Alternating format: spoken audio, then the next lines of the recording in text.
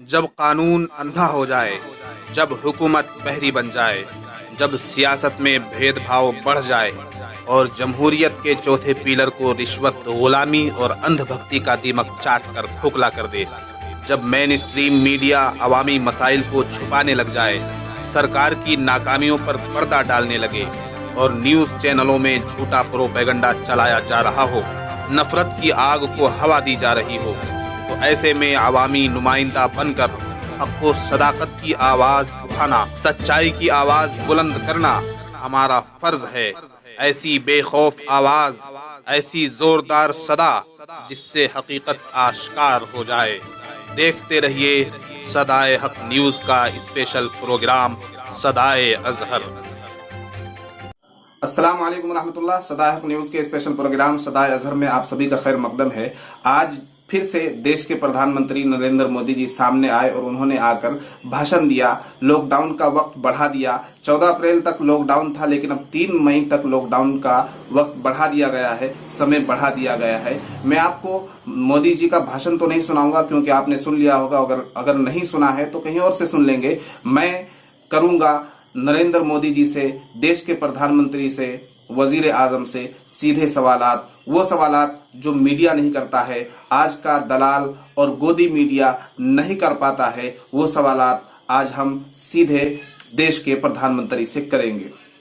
सबसे पहले बात करते हैं इंडिया टीवी के एंकर रजत शर्मा के उस ट्वीट की जो उन्होंने 26 मार्च को ये ट्वीट किया, और इस ट्वीट में किस तरह से उन्होंने प्रधानमंत्री नरेंद्र मोदी जी की तारीफ की और कहा कि देखिए इतने दिनों की छुट्टी है, आम के आम गुठलियों के दाम। तो आज हमने रजत शर्मा जी को एक ट्वीट किया है कि भाई लॉकडाउन का समय बढ़ गया है तो कुछ और छुट्टियां गिनवा दीजिए। कहीं ऐसा ना हो कि आप मोदी जी की जिस चतुराई की बात कर रहे थे, मोदी जी की उस चतुराई से हमारा भरोसा ही उठ जाए।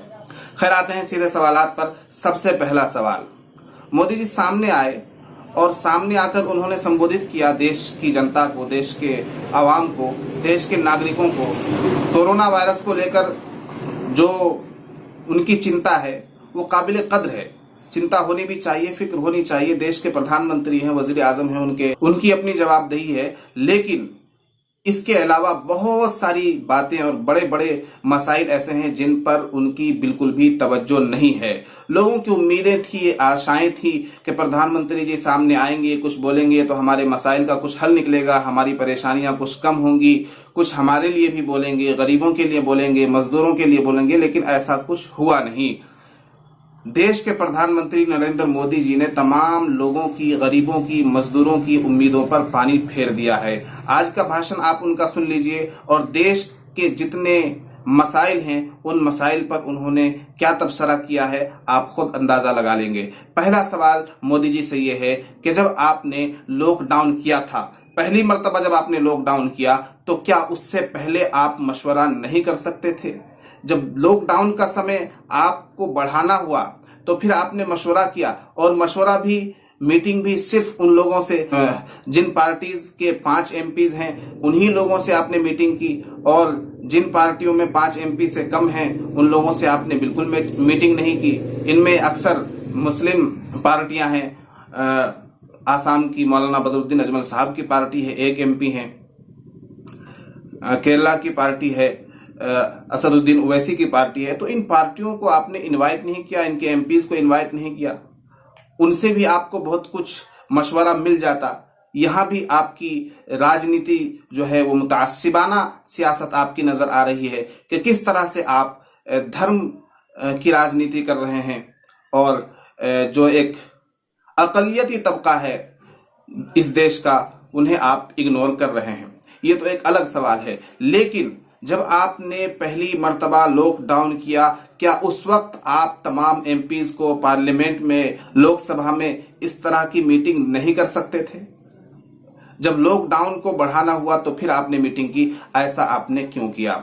दूसरा सवाल आपसे यह है कि जब आपने आज भाषण दिया, लॉकडाउन का वक्त बढ़ा दिया, तो आपको मालूम होना चाहिए कि इस देश में लाखों की तादाद में, करोड़ों की तादाद में मजदूर तबका रहता है, जो दिहाड़ी मजदूर हैं, जो रोज कमाते और रोज खाते हैं। उन लोगों के बारे में आपने कोई बात नहीं की। ऐसा क्यों है?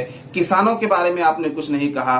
किसानों की फसलें तैयार हैं और अगर उनकी कटाई नहीं होती है, वो अगर फसल नहीं काटते हैं तो फसल बर्बाद हो जाएगी और उनकी खेती बर्बाद हो जाएगी, पूरे साल की मेहनत उनकी बर्बाद हो जाएगी। इस बारे में आपने कोई तस्करा नहीं किया। तीसरा सवाल आपसे ये है कि जो बाहर फंसे हुए लोग हैं, आपको मालूम है कि हमारा देश ऐसा देश है कि हर आदमी अपनी जगह पर रहकर, अपने घर में रहकर अपनी मईशत का मसला हल नहीं कर सकता, अपना रोजगार नहीं चला सकता। रोजगार के लिए, कमाने के लिए, बीवी बच्चों का पेट भरने के लिए बहुत सारे लोगों को बाहर सफर करना पड़ता है, यानी एक राज्य से दूसरे राज्य में, एक प्रदेश से दूसरे प्रदेश में, एक जगह से दूसरे जगह जाना पड़ता है। तो उन लोगों के बारे में आपको क्यों नहीं कुछ ख्याल आया जो दिल्ली में, पंजाब में, महाराष्ट्र में और दूसरे इलाकों में फंसे हुए हैं, गांव देहात के लोग, मजदूर तबका लोग, उन लोगों के बारे में आपको कुछ ख्याल क्यों नहीं आया? वो किस तरह से फंसे हुए हैं, कैसी जिंदगी गुजार रहे हैं? अगर वो किराए के मकान में रहते हैं, किराए के छोटे से क्वार्टर में रहते हैं, तो उन्हें मकान मालिक बाहर निकालने के लिए परेशान कर रहे हैं। उनके पास खाने पीने के लिए कुछ नहीं है, राशन नहीं है, पैसा नहीं है, वो ना घर आ सकते हैं, ना वहां पर अपनी जिंदगी सही तरीके से गुजर बसर कर सकते हैं। तो उनके बारे में आपके जहन में क्यों नहीं कुछ ख्याल आया कि आप उनके प्रधानमंत्री नहीं हैं?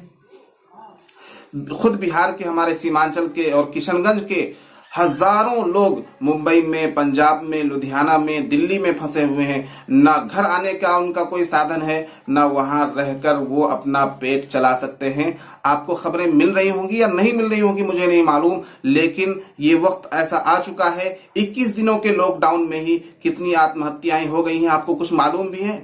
लोग भूख के मारे फांसी लगा रहे हैं, अपने बच्चों को नदियों में महिलाएं फेंक रही हैं, आपको कुछ मालूम भी है? उन भूखों का भी कुछ ख्याल कीजिए, मजदूरों का, गरीबों का भी कुछ ख्याल कीजिए।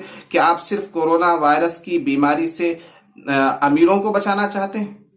क्या आपको गरीबों की कोई चिंता नहीं है? अगर गरीबों की चिंता है तो उनके पेट की भी चिंता कीजिए, उनके भूख की भी चिंता कीजिए, या कम से कम इतना तो साधन कर दीजिए आप कि वो अपने घर आ सके। वो अपने घर भी नहीं आ पा रहे हैं। चौथा सवाल मोदी जी आपसे ये है कि आपने जनधन खाता धारकों को 500 रुपए का इनाम दिया है। एक महीने में 500 रुपए आप किसी गरीब को देकर क्या साबित करना चाहते हैं? 500 रुपए से क्या हो जाएगा उनका? 500 रुपए से कितने दिन का उनका गुजारा है? अगर किसी फैमिली में 3 लोग हैं, 5 लोग हैं, तो 500 रुपए लेकर एक महिला, एक औरत, एक गरीब, एक मजदूर कब तक अपना गुजारा करेगा? आप खुद बताइए। इस सवाल का जवाब आप खुद दीजिए। आप बताइए कि अगर कोई आपको 500 रुपए दे तो आप कब तक उस 500 रुपए को चला सकते हैं, और 500 रुपए में कब तक आप अपना पेट भरेंगे? पूरे एक महीने के लिए आपने 500 रुपए, दूसरे महीने फिर 500 रुपए, तीसरे, यानी 1500 रुपए, 3 महीने तक आप 1500 रुपए दे रहे हैं जनधन खाता धारकों को। फिर 5वां सवाल आपसे यह है कि जिनका खाता नहीं है, जिनका राशन कार्ड नहीं है, ऐसे लाखों अफराद इस देश में हैं जिनका अब तक राशन कार्ड नहीं है, जिनका बैंक में खाता नहीं है, और बहुत से वो अफराद जिनका राशन कार्ड घर में है, वो बाहर कमाने के लिए गए हुए हैं, तो उनको राशन कैसे मिलेगा?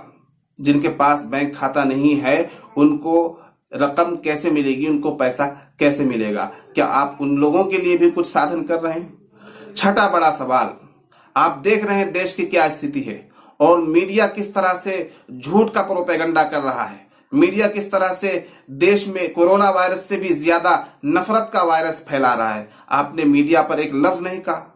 कम से कम आप ये कह देते कि इस वक्त सबको मिलजुल कर कोरोना वायरस से लड़ने की जरूरत है, नफरत का जहर मत फैलाओ, मीडिया वालों बाज आ जाओ। आप कुछ नसीहत तो करते मीडिया वालों को, हो सकता है वो आपकी बात मान लेते, लेकिन आपने ऐसा कुछ कहा नहीं।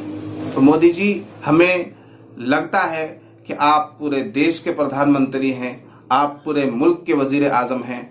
आपको इस मुल्क के एक एक नागरिक के लिए सोचना चाहिए इस देश के एक एक शहरी के लिए सोचना चाहिए। अगर वो गरीब है तब भी, अगर वो मजदूर है तब भी, अगर वो बाहर फंसा हुआ है तब भी, अगर वो मुस्लिम है तब भी, दलित है तब भी, किसी भी तबके से आता हो, किसी भी शहर से आता हो, किसी भी कैटेगरी का नागरिक हो, हिंदुस्तानी हो, आपको एक एक नागरिक की फिक्र होनी चाहिए। लेकिन आपके भाषणों को, आपकी घोषणाओं को देखकर हमें अंदाजा नहीं हो पा रहा है कि आप सबकी फिक्र कर रहे हैं। आपको सबकी फिक्र करने की जरूरत है।